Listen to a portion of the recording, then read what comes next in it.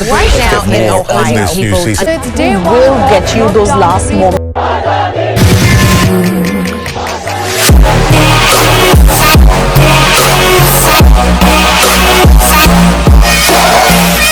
Hey guys, it's Alvin, and welcome to another episode of Browalski Analysis, where we present you with facts, opinions, and our analysis. Today, we'll be turning our sights closer to home, and primarily analyzing the situation in India. Why India, you might ask? Well, firstly, the bros are in India, so whatever's going on here affects us directly. And secondly, India is a very culturally diverse federation, and the success of some states in containing the coronavirus is interesting to contrast with the response of harder hit states, especially when comparing those approaches to the likes of Taiwan and Vietnam, two places in close proximity to China, wherein the number of cases have been drastically reduced in the past few days. Or even New Zealand, which is close to being free of the virus. So without further ado, let's jump into the situation with a look at how India stands right now. We can see that the most affected states lie in the northern and western parts of the country, especially the states of Maharashtra and Delhi. Unfortunately, at such an important juncture, the government has started to open up regular proceedings in a bid to restore normalcy, and people have started going out in force, often ignoring social distancing norms or personal protective equipment. Furthermore, we can note that expats are being brought back to India in force, and this is not always the rosy journey home that it has been made out to be. The majority of returnees are being kept under paid quarantine in luxury hotels, often at exorbitant rates, which they have to pay from their own pockets. Returnees are often more vulnerable to the coronavirus and have been adding to the number of cases in their respective states. Their part that they are charging a surprise amount of money for people to bring back. They're not considering that there might be people who really need to go back home and they might not have the money. Now I can understand that we have to pay because we are using a service, which I'll be happy to, but just imagine a flight which might cost about 200 or 300 pounds, which is about 20,000 to 30,000 INR, is being charged 50,000 INR, plus have to pay for the quarantine charges as well, right? And we do not know what kind of facilities they want us to be put in, how much that's going to cost us, right? And it's an exponential amount of money. While this is going on, another far larger part of the Indian populace is on the move as well. Daily wage laborers and workers, whose story has been covered thoroughly by national and international media, and who have been grievously harmed in several ways by the outbreak and the subsequent lockdown. One such story that was made famous is the story of a girl who cycled over 1,200 kilometers in less than 8 days in order to transport herself and her injured father from his place of work in Gurgaon to their hometown in Bihar. Her actions were lauded by Ivanka Trump, the first daughter of the US. And although Miss Trump was slammed by several Indians for her remarks, I believe the publicity has been kind to the girl and will offer her many opportunities for her future. Many other stories have surfaced of the terrible circumstances that are being faced by these migrants. One such story was of a migrant who was seen eating an uncooked dog by the roadside to keep hunger at bay. ये meet खा रहा है सड़क पे पड़ा हुआ। अरे भाई क्या हुआ, खाना नहीं तेरे पास हैं? ये क्या खा रहा है? अरे मर जाएगा यार। तू एक काम कर, सुन, वो सामने गाड़ी खड़ी है ना, वहां जाके बैठ, खाना देता हूं तेरे को। All of these stories are horrifying to say the least, but there's another very important aspect to this mass migration which is concerning.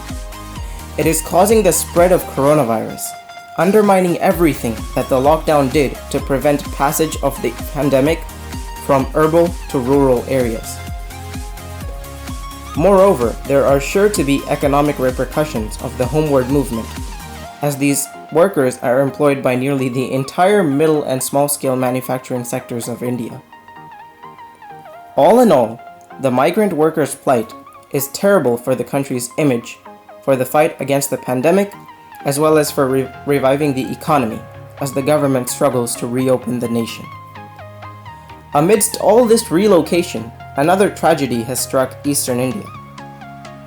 Cyclone Amphan, which made landfall in West Bengal and Odisha, as well as Bangladesh, 3 days ago, causing massive destruction of property in already ominous times.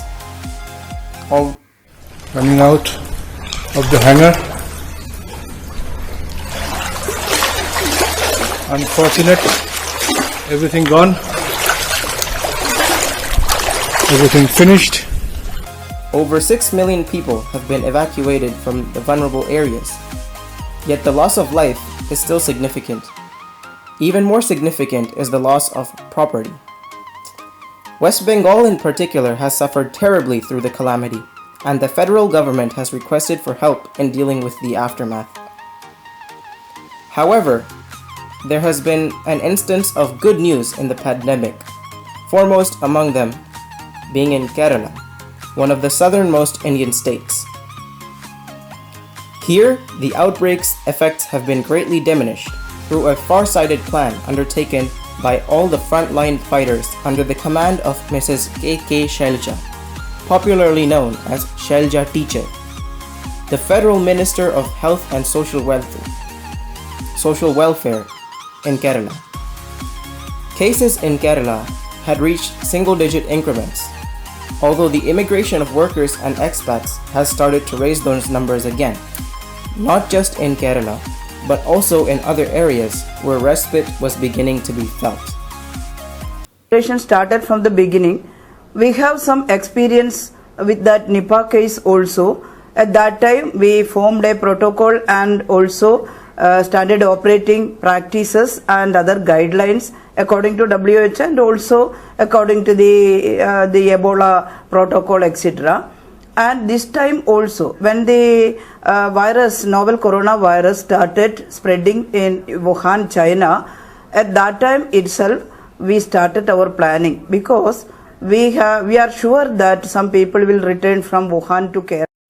In her words, we knew what was coming and we took measures to prepare for it.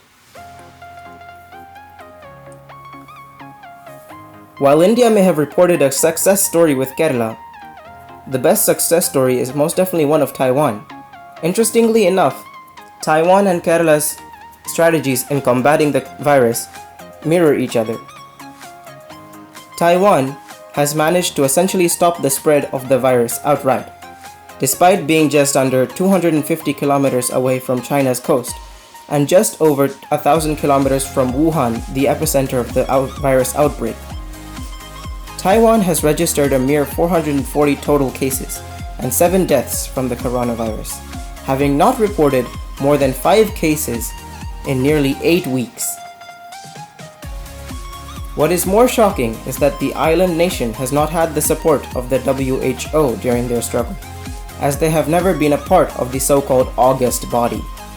In fact, Taiwan was excluded from a major international conference, the World Health Assembly, which was held on the 19th of May, at the behest of China, despite repeated pleas.